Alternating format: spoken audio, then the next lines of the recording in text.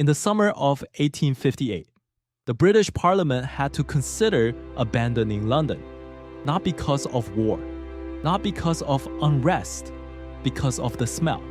The Thames, running directly past the windows of the new Houses of Parliament, had become so foul that members could not sit in the committee rooms on the riverside of the building. The curtains were soaked in chloride of lime to try to block it. It did not work.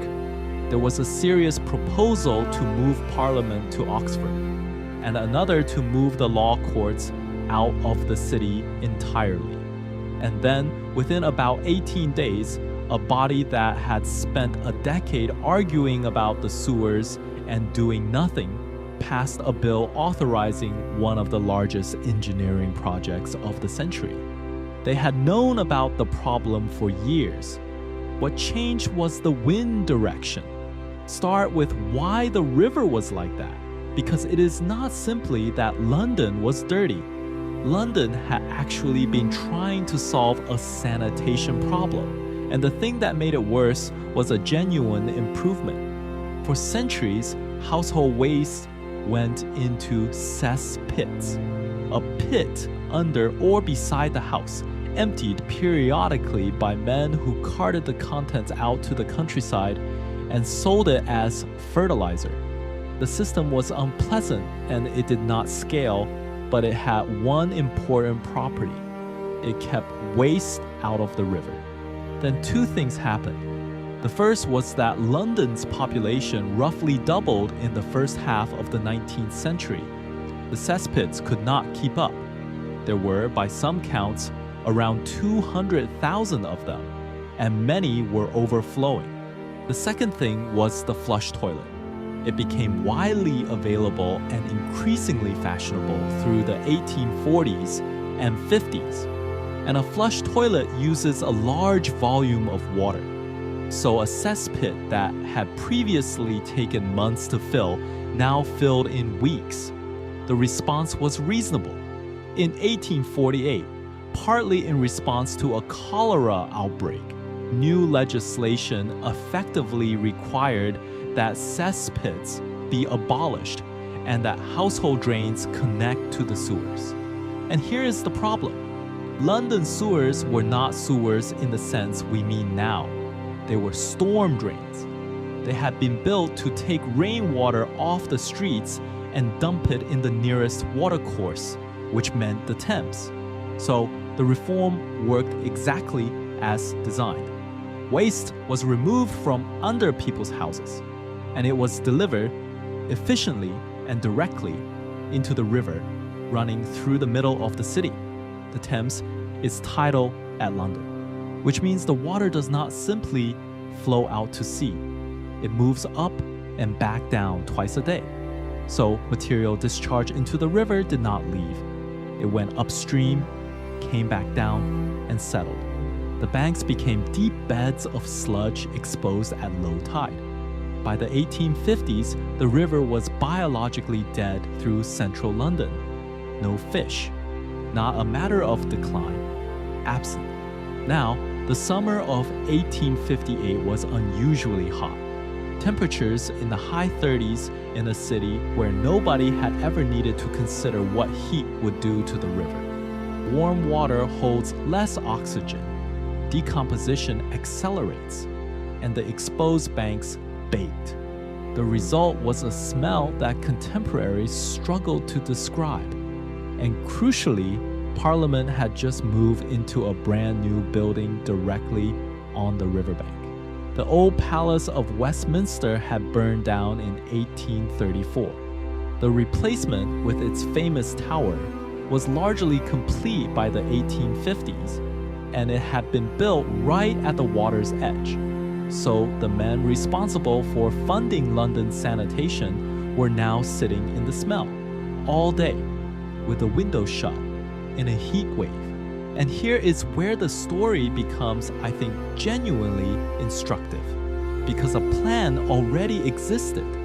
An engineer had been working on a comprehensive sewer system for London for years. His design was straightforward in concept. rather than letting waste flow directly into the river. Build enormous intercepting sewers running east to west, parallel to the Thames, which would catch the flow before it reached the water and carry it far downstream, below the city, to be released on the outgoing tide. The plans had been drawn, the costs had been estimated, and they had been blocked repeatedly for years by arguments about money, about who had authority, and about whether it was really that urgent. The debate had been running since at least 1848, 10 years. Then the smell reached the committee rooms, and the bill went through Parliament in about 18 days. The engineer got his funding and an unusual amount of independence to spend it. What he built is worth describing because it is still working. Around 82 miles of main intercepting sewers, and something over 1,000 miles of connecting sewers beneath the streets. Enormous pumping stations to lift the flow where gravity would not carry it. Some of them built in extravagant decorative style because Victorian engineers did not see why infrastructure should be ugly. And the embankments. To fit the sewers along the river, he had the Thames narrowed and walled, reclaiming land from the water. That land became the riverside roads that run through central London today, and the Underground Railway was routed through the same works. But the detail I want to end on is a decision he made about size. When he calculated the diameter of pipe needed to serve London's population, he then doubled it. His reasoning was recorded in something close to these words: "We're only going to do this once, and there is always the unforeseen." That decision was expensive and was questioned at the time. It is the reason the system coped with a city that grew several times larger than he was designing for. Parts of it are still in use. The cholera outbreaks in London ended after it was completed, which was taken as proof of the miasma theory, the idea that disease came from bad air. That theory was wrong.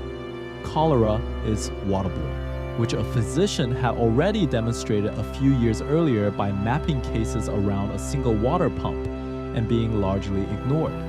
But the sewers worked anyway, because separating sewage from drinking water solves the problem whether or not you understand the mechanism, which leaves the uncomfortable part.